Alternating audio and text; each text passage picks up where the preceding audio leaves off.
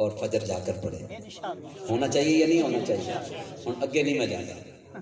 ہاں یاد رکھے لوگ ہمیں تانے دیتے ہیں اور ہمارا حال تو بہت ابتر ہو گیا. اللہ ہماری اصلاح کرے, ہمارے حال پر رحم فرمائے.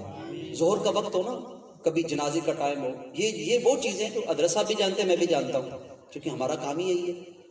ظہر کا وقت ہے جناب, جنازہ ہونے والا ہے, تو سارے لوگ جناب وضو کر کے تیار کھڑے ہیں. جنازہ ہوگا ظہر کے بعد, تو نماز کا ٹائم ہوتا ہے تو نماز وہی پڑھیں گے جو پکے نمازی ہیں.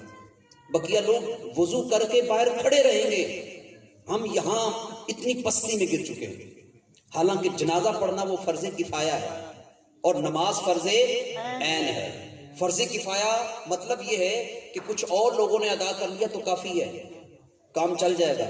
لیکن فرض عین ہے, وہ میری جگہ آپ نہیں کر سکتے, آپ کی جگہ میں نہیں کر سکتا. اس کو فرض عین کہا جاتا ہے. یعنی ہمارا یہ حال ہے. تو لوگ ہمیں تانے بھی دیتے ہیں, یار تم محفلیں کراتے ہو, میلاد مصطفیٰ مناتے ہو, تو جناب نمازیں تو آپ پڑھتے نہیں. تو یہ میرا خیال تانا ختم ہونا چاہیے. یاد رکھیں کہ چند روزہ زندگی ہے. زندگی آمد برائے بندگی, زندگی بے بندگی شرمندگی. چاند پر چڑھ جائیے, مرنا ہے پھر بھی ایک دن.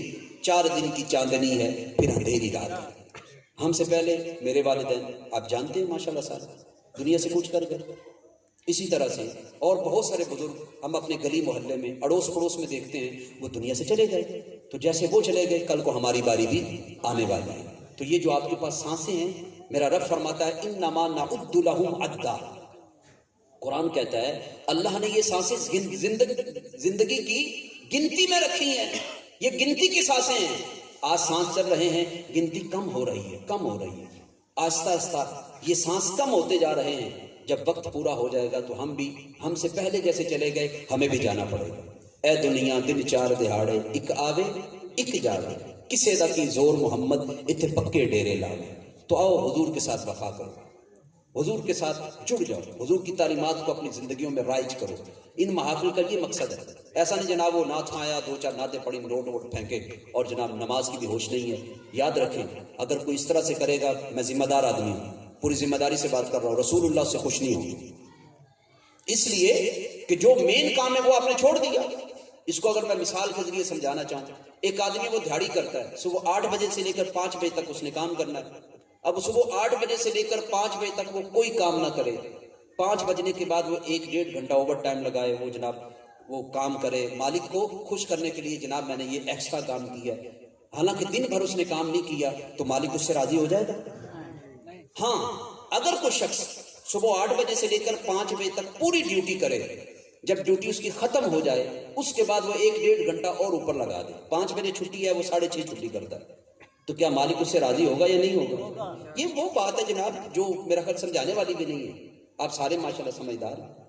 تو جو مین کام ہے اللہ اور اس کے رسول کی تعلیمات ہیں, جو فرض ہے جو واجب ہے, اس کو ترک کر کے ہم سمجھے بس محفلیں سجا کے اب جنت کی ٹکٹ مل جائے گی, ایسا نہیں ہوگا. بڑی پکی بات کر رہا ہوں. یہ تو اس طرح کی احادیث بھی ملتی ہیں. وہ بابا بلے شاہ نے فرمایا تھا نا کہ حج بھی کیتی جاندے ہو تے لو بھی پیتی جاندے ہو, کھو کے مال یتیماں دا تے بھیج مسیتی جاندے ہو, نفس تے چھری چلاندے نہیں تے دوندے دمبے کیتی جاندے ہو, فرض بھلائی بیٹھے ہو تے نفلاں نیتی جاندے ہو, فرض بھلائی بیٹھے ہو تے نفلاں نیتی جاندے ہو, دسو تے سی بلے شاہ نو ایک ہی کیتی جاندے ہو. تو دوستو جو چیزیں ضروری ہیں ان کی طرف بھی آئے. تو لہذا یہ ایک شکوہ مجھے رہتا ہے, جہاں موقع ملتا ہے میں عرض کر دیتا ہوں. میری بات سے اگر کسی کی دل آزاری ہوئی تو وہ معذرت خواہ, لیکن یہ آپ کو بتا دوں جو باتیں میں نے کی ہیں یہ حقیقت سے ہٹ کر نہیں ہو سکتی. اللہ تعالیٰ آپ کو مجھے عمل پیرا ہونے کی توفیق رفیق عطا فرمائے. ایک بھائی نے سوال کیا تھا, اس کا جواب بھی چلے میں عرض کر دیتا ہوں.